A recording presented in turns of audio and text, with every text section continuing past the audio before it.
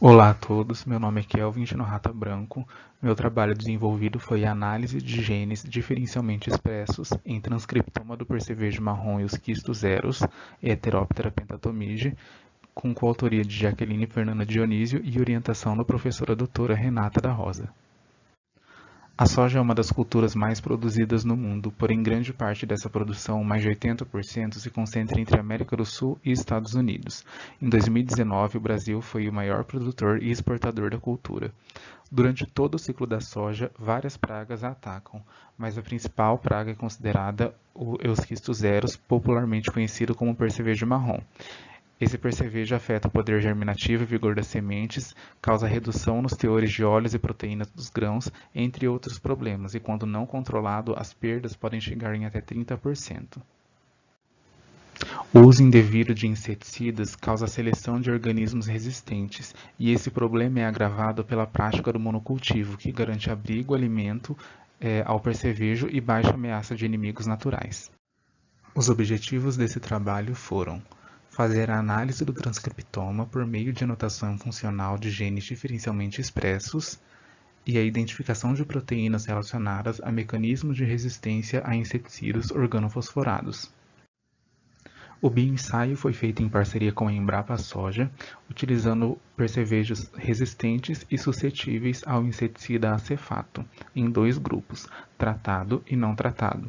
Posteriormente foi feito o sequenciamento do transcriptoma e a análise computacional para verificar as sequências diferencialmente expressas. Essas sequências foram submetidas à anotação funcional pelo software BLAST2Go, utilizando o algoritmo BLASTX, comparando com sequências do banco de dados de proteínas não redundantes do NCBI.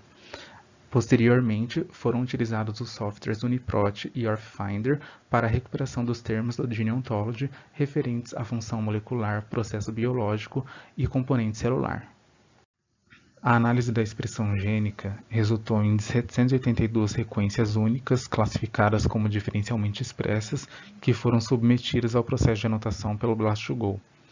Esse processo resultou, então, em 578 sequências caracterizadas.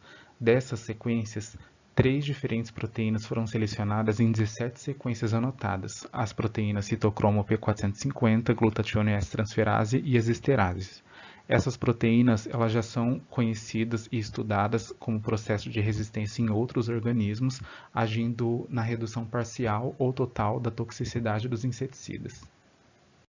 Em 1985, Rodriguson dividiu o processo de desintoxicação em 2 etapas: fase 1, onde as moléculas lipofílicas dos inseticidas são transformadas em metabólitos hidrofílicos para serem excretados ou para sofrerem ação das transferases na fase 2. O citocromo P450 atua na fase 1 e é responsável por diversas reações, como pode ser visto na tabela ao lado, mas a monoxigenase é a reação mais comum. As esterases também atuam na fase 1, catalisando a reação de hidrólise em ligações ésteres.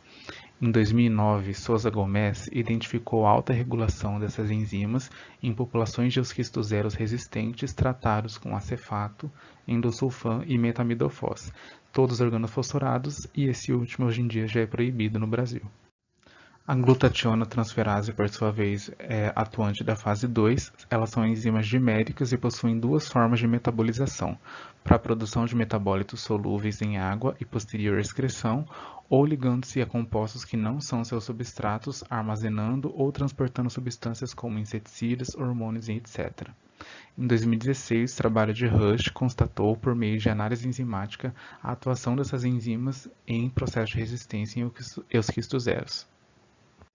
Os resultados aqui obtidos possibilitam, então, um avanço no conhecimento genético dos mecanismos de resistência do percevejo marrom, possibilitando o desenvolvimento de futuras tecnologias aplicadas ao manejo do inseto, visando não somente o aumento da produtividade e diminuição dos custos de perda de produção, mas também a diminuição de impactos ambientais causados pelos inseticidas. Obrigado a todos e obrigado à Universidade Estadual de Londrina e ao CNPq por possibilitarem a realização desse trabalho.